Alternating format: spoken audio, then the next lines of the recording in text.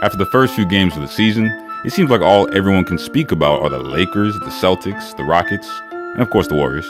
But why is no one speaking about the Utah Jazz? After seeing how the Carmelo effect and James Harden's injury have treated Houston, it looks like they got worse and regressed. This led to me thinking about some of my early dark horse picks during the offseason. I remembered about the sleeper team that has the most serious shot in the postseason in the Western Conference to knock off Golden State. Utah at 4-6 with the 6th seed has some of the key components of a champion, and with the right set of conditions, could shock the world. Thanks for all the love on the last video about the Raptors. I appreciate all the love. Now without any further ado, grab that popcorn and cue that intro.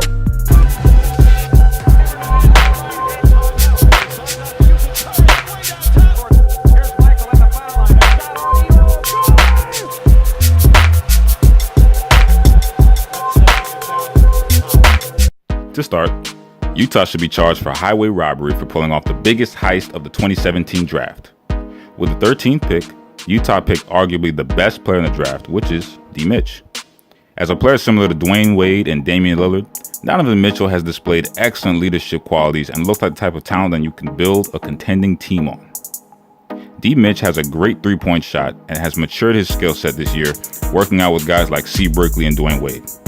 D.MITCH broke Damian Lillard's three-point rookie record and has a height-wingspan ratio similar to D. Wade, with Mitchell being 6'3", having a 6'10" wingspan, and Dwayne Wade being 6'4", with a 6'11" wingspan. However, I mainly draw these comparisons to D. Wade and D. Lil because those are 6'3" to 6'4" guards who can take over games at will and have a great chemistry on their squads.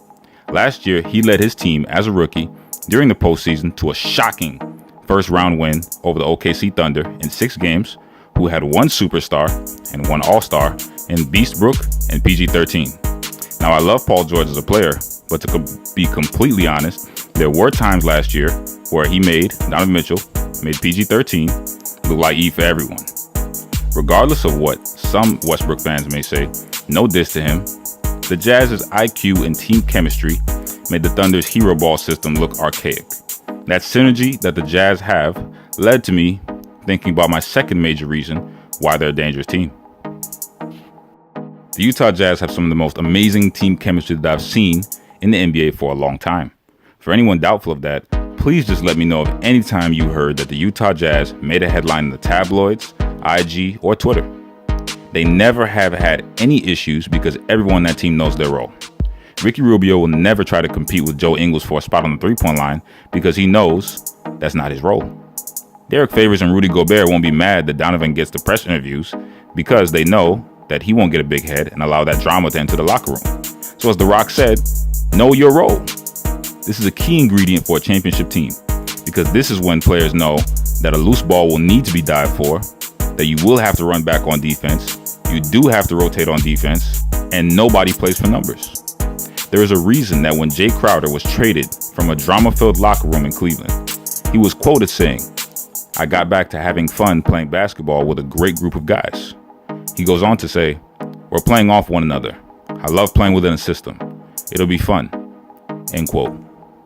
If those weren't shots towards the Cavs, then Isaiah Thomas must be 6'9" or something. People have to understand for reason number 3, that Utah is being slept on with their personnel and the matchup problems that they cause. Now, one of the most undervalued pieces of a championship team is an innovative head coach, and that is Quinn Snyder. As a Duke assistant a while ago, Quinn Snyder had a major role in applying technological change and business management principles to their basketball program. He has taken that same approach in Salt Lake and has shown that he wants to continuously improve and learn. That comes from being starved for more information because he loves what he does. Quinn loves drawing up new plays and defensive schemes for this team, and could be seen with how thoroughly they outplayed the OKC Thunder and their fair run against Houston without their starting point guard. Speaking of Ricky Rubio, he has tremendous court vision and basketball IQ along with underrated defense and an improved three-point shot to help space the floor. D.MITCH is going to be D.MITCH. He's liable to go off for 40 on any given night, and he scores within the flow of the offense. Joe Ingles is the perfect role player who isn't a star, but he fills the lane well, knocks down shots at a tremendous clip. Derek Favors offers a great dump down option at 4. He plays great defense and plays very well with Rudy Gobert, and Rudy Gobert quite honestly, may win Defensive Player of the Year alongside with solid scoring. Jay Crowder brings excellent play off the bench, as does Dante Exum and Alec Burks. Former Duke Blue Devil, Grayson Allen, he's a great fit for this culture because everybody knows he's a dog.